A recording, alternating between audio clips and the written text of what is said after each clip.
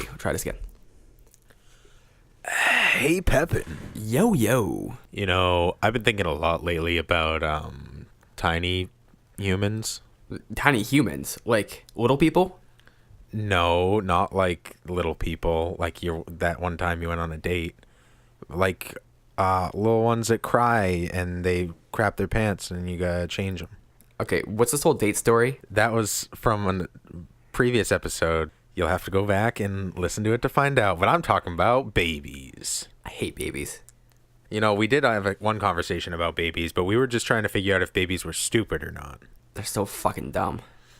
But I think we should have a more serious conversation about whether we actually want children in our own lives and what that would mean for us and whatever else we talk about. That all sounds very terrifying, but might as well. We need to talk.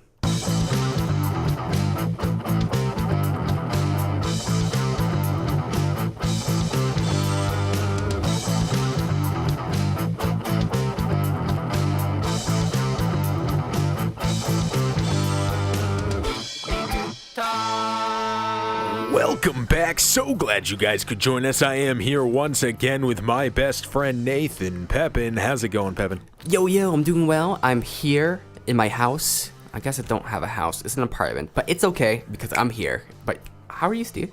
Are you doing well? I'm doing pretty good. Thanks so much. You know, at meetings at work, sometimes I put on this voice specifically when I'm doing presenting of some sort. And when I do, people are like, wow, you could have a podcast. Or, wow, you could be an announcer. And I'm like, yeah, I do both of those things, actually. And it always blows their mind.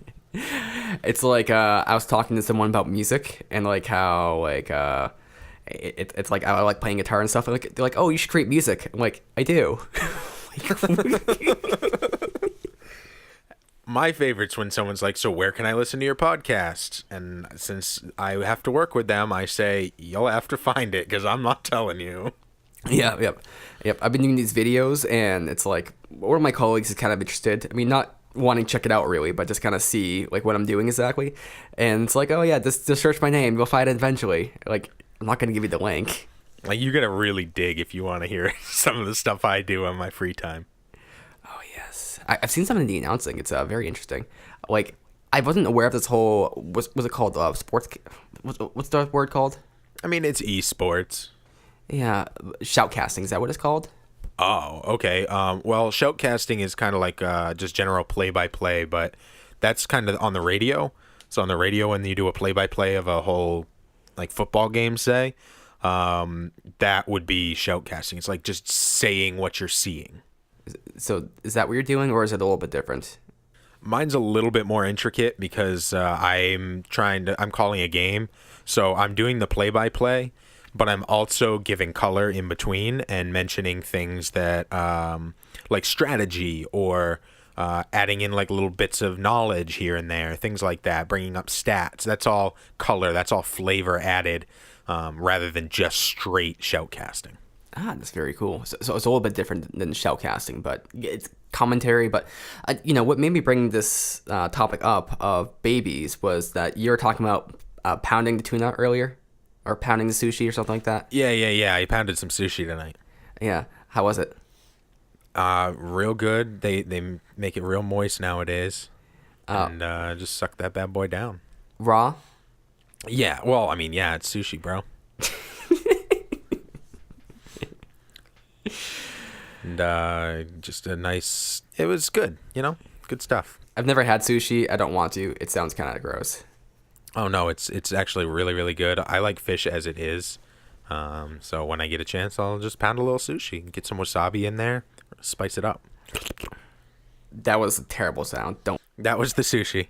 Oh, was that really sushi? No, that was my mouth. Oh fuck, that was terrifying. Okay, I won't do that anymore. So babies, I was talking about pounding the sushi, then you're like, we should talk about babies. So can you please connect those dots for me? Well, okay, so sushi is a metaphor for fish is babies, but really I brought it up because I was just hanging out with a friend and he has a baby now, and it's like, holy fuck, he has a baby now. What the fuck's going on? So what does that mean for when you guys are hanging out? Can you only hang out at Chuck E. Cheese? Well, it's actually other places we can hang out, like the playground. Okay. Yep. And it's a little creepy hanging out with some other dude at the playground with a kid, but it's what Why you is that do. creepy? Because there's that whole like stereotype of like it's okay for like a mother and a father to be at the park. I guess it's a two like a gay couple. That's also fine, but it's just like some like I'd be like a third wheel there, and it'd be a little like The awkward. third wheel between your friend and the baby. You're the third wheel. I love it. Yeah, yeah. I mean, you don't want to take someone away from their baby, do you? But then again, babies suck, so maybe you're doing them a favor. It's not two men and a baby. It's three men and a baby. If there's not three men and a baby, it's inappropriate. Oh, like Full House. Just like Full House. You see how that all connects? Full House was three men and a baby. That movie, Three Men and a Baby, was Three Men and a Baby, starring Ted Danson as the baby. But something that's got me thinking is, well, I've had conversations with coworkers and friends about babies, about whether I want them or not, and it's like I don't. I like on a daily basis, like, oh fuck, I'm so glad I don't have a baby. But then I have these moments where it's like I wake up and I'm like, maybe a baby might be nice, or it's like maybe I see a really cute baby that day. I'm like, wow, I kind of want one myself. And it's like, what's wrong with you, Nate? Don't have those thoughts. Those thoughts are terrible. Because, like, say, 95% of my waking life, I'm just, like, not wanting babies. But 5% I do. And it's like, no. So your no, biological no. clock is ticking. Well, I guess. I mean, not my biological clock, because I could have a baby when I'm 60 if I want, most likely. I mean, medical technology kind of does it. But yeah, there's that thing in my body saying, have a baby soon, because otherwise, you might not have one. You might die. Because otherwise, you may be the only 50-year-old parent at the child's kindergarten recital. That would be kind of fun, though. I mean, And you'd be 60 years old in their homecoming dance. are you the grandpa? Nope, I'm the father. Yep, I'm the grandpa. I am a grandfather. I'm such a grandfather. This is nothing. So, no, I mean, I completely honestly, like, I've had a lot of those same, I'll say pangs, of like being like, I mean, a baby would be kind of cool. Like having a kid. But it's like, do you also get that kind of like a rebuttal? Like, no, there goes all my money. There goes all my ambition, all my drive. Everything would be devoted to this baby. Because it's like, I would probably be a good father. And I'd be a good father because I would be worried I was going to fuck this child up. And so my whole waking life would be devoted to not fucking up this child. And then there goes everything.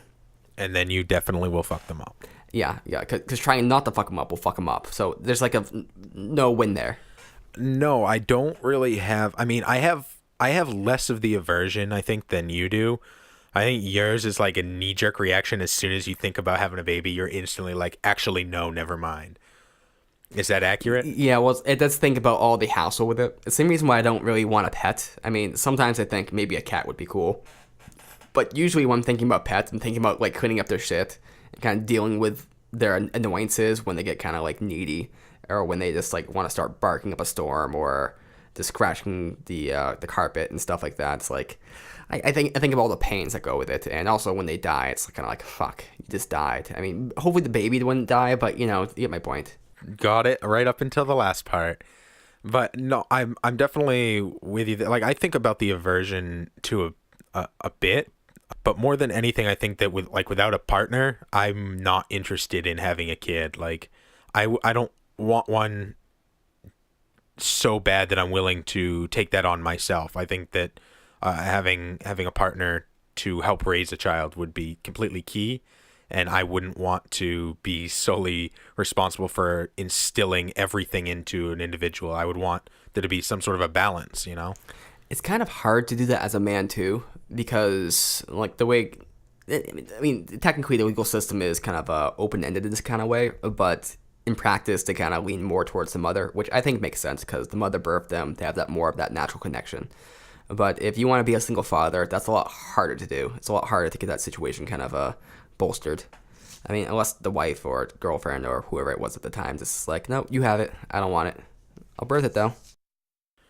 Yeah, I mean, adoption's always an option too. Yeah. Like, I have Okay.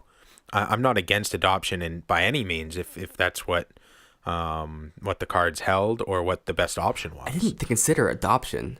My main issue with adoption is I'd be really picky because with adoption you want to like look for the child that's in need, but I'd just be looking for the child that was the least fucked up and most likely to succeed. And it's not like doing the child that much good.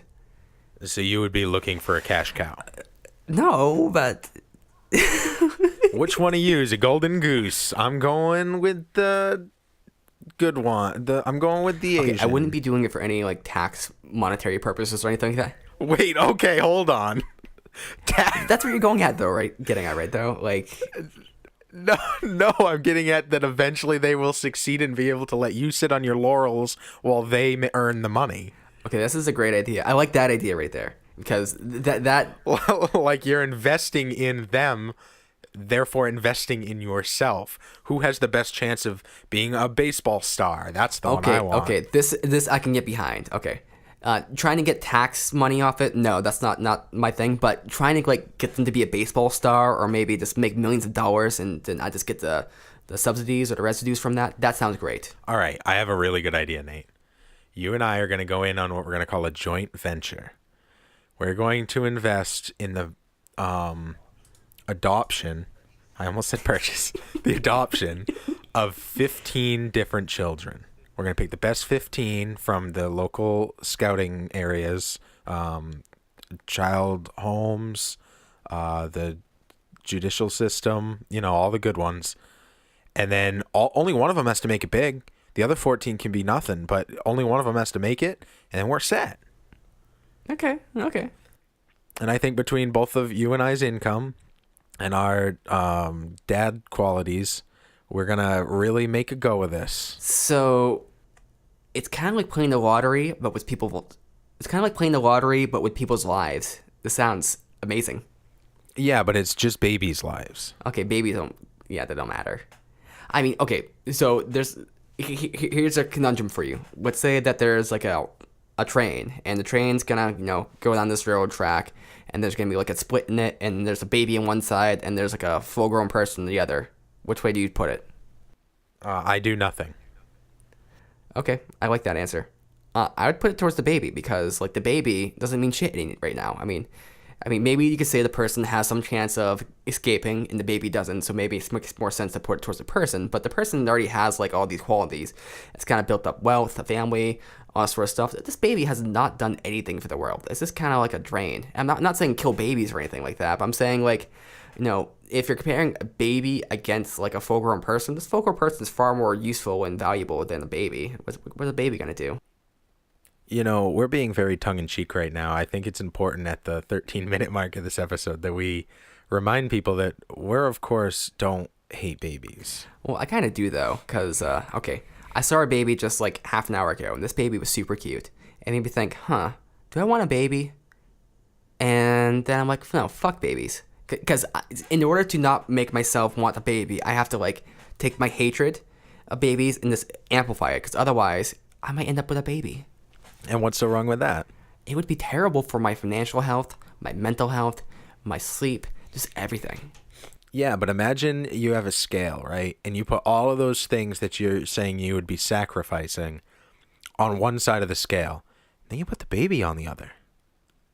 Which do you think's going to go down further? Let me tell you, the baby's going down. It's like the baby is going to take all those other things, push it down, this other stuff's going to come up, hit me in the face, and then it's left with a plate full of shit. Well, no, because the baby's the only thing that's like a physical thing, and the rest is kind of like ideas. Oh, okay, this was the metaphor. Okay. Well, now it's literal. I took the metaphor and made it literal.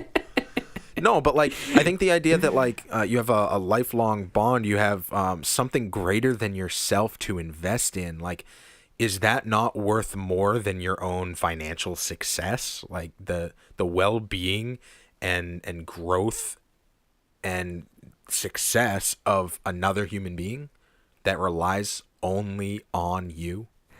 I mean, there's that argument, and I think this is where things get confusing because I don't doubt that if I had a baby, I would feel fulfilled.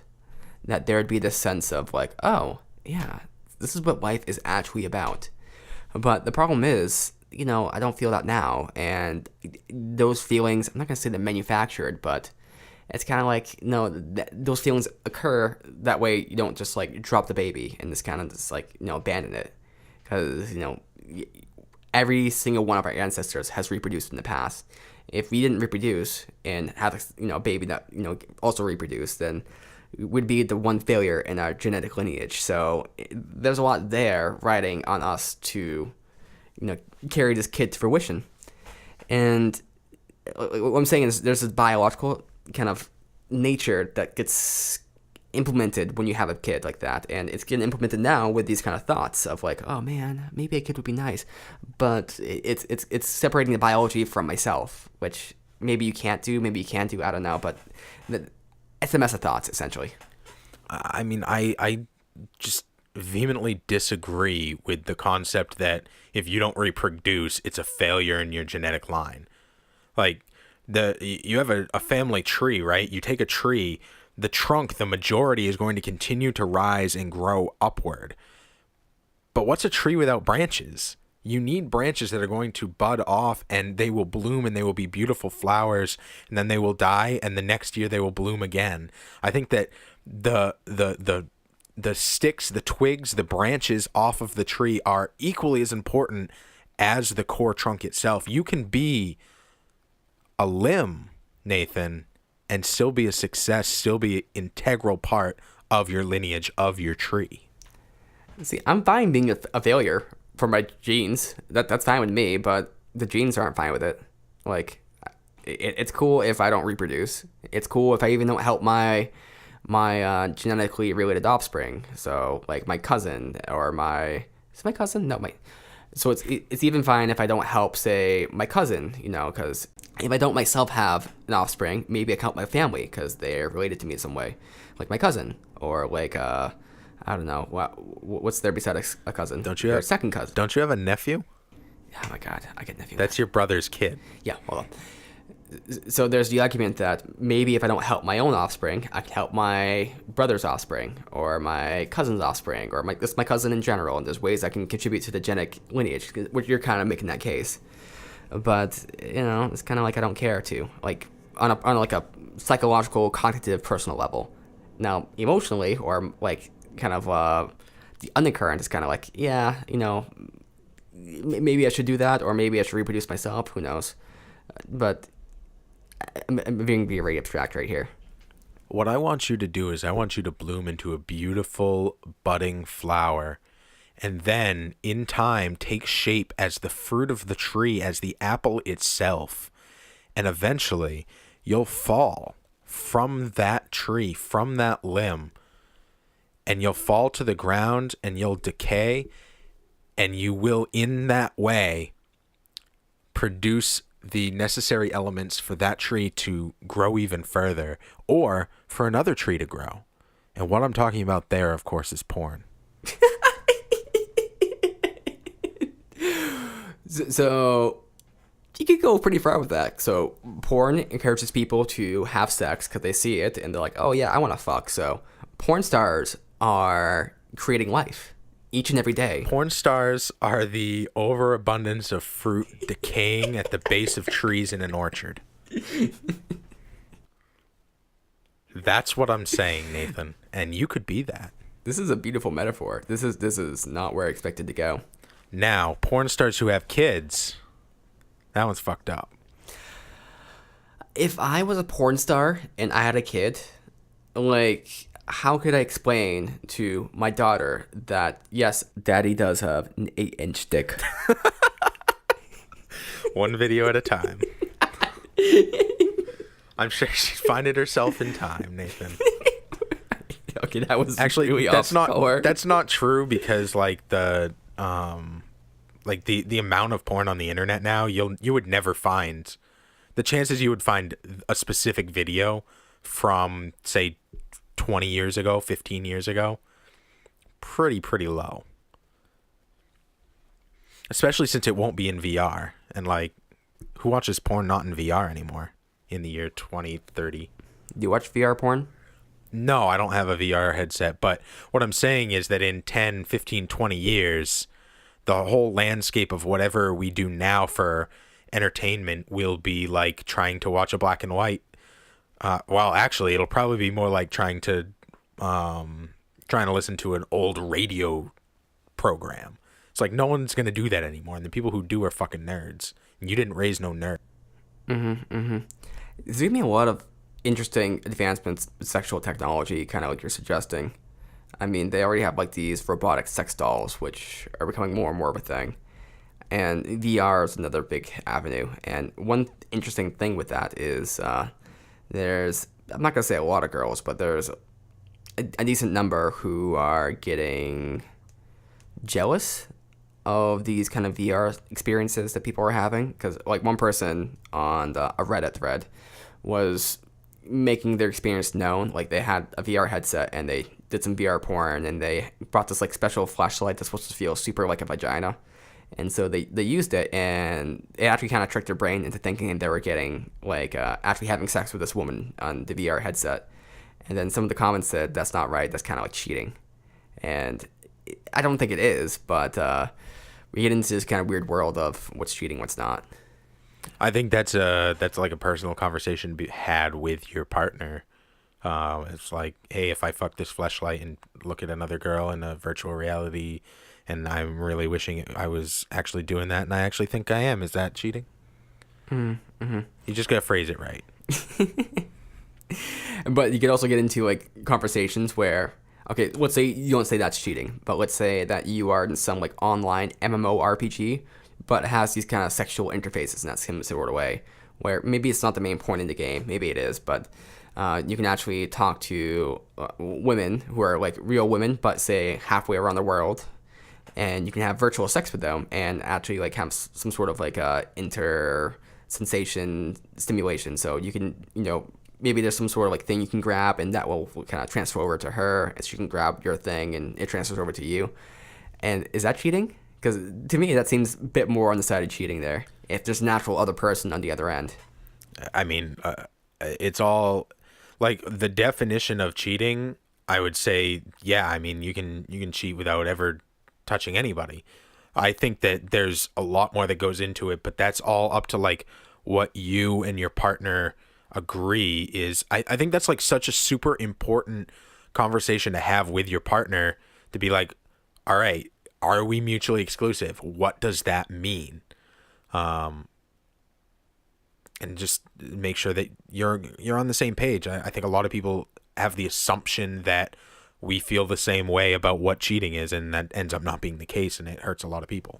Yeah, it's true. I mean, one example that comes to mind, which is like a modern kind of, like it's a modern issue where people go to strip clubs, and some people, if you get a lap dance, they consider that cheating. And, a lot of couples wouldn't see it that way, but, I'm not going to say those people who say it's cheating are necessarily wrong, but it's like those terms have to be established in the relationship in order to like really navigate it that well. Absolutely. I got a question. What if, okay, Google Glass, right? You're wearing your augmented reality glasses and you're fucking your girlfriend, and the augmentation that's happening is it's somebody else's face over her face. Is that cheating? Well, I mean, no. So there's like two analogous situations there. I mean, maybe not completely analogous, but somewhat analogous. So one is you're fucking somebody, and then instead of thinking about them, you're thinking about, say, some other person. Like, that's not cheating. I mean, that's not polite, or that's not, I know. It's not polite. Like, but it's yeah. That's You're not wrong. It's just fun. It's just funny the way you phrased it. That's not polite. But the other thing, and there's been some threads on this as well. I don't think it's too common, but some people, like when they're having sex with their girlfriends, they'll be watching porn on their phone, and that's kind of weird. I mean, like you're having sex, but you're watching porn, so you're not getting off on your girlfriend. I mean, I guess you are kind of, but like I'm not sure what that's about. But I don't know. I could see some. I wouldn't say it's cheating. I don't think anyone would say it's cheating, but it's definitely kind of like, you're not going to be paying attention to me. Like, I think that gripe would be. I think it makes sense to complain about that. Which is more cheating? Fucking your girlfriend while staring at another girl in the room with you, or fucking the other girl while staring at your girlfriend. I think fucking the other one, because fucking your girlfriend staring at another girl. Is this other girl naked? Yeah. The idea is that you're imagining you're fucking her. So, I think actually fucking her is worse.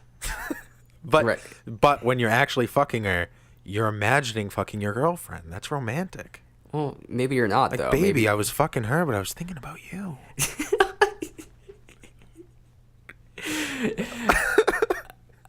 I mean, I think I'd be thinking about like stacking them or kind of fucking them both at the same time. Stacking them. Oh my god, the way wow, your phrasing is fucking on point tonight. I'd be thinking about stacking them like like a Lay's potato chip. Like Pringles. Once you pop, you Okay. can't stop. Once you pussy pop, you won't stop. All right, this is awful content. What if you get her pregnant and you have a baby together? You know, I haven't really thought about that, and give me a little bit here to think about it. I think we're going to split this up into two while I think on this question, and next week we'll talk about pregnancy even more. Oh, God, horrifying. And we're going to talk, because we need to talk, because this is what we do, because it's the podcast. We need to talk. Talk to you then.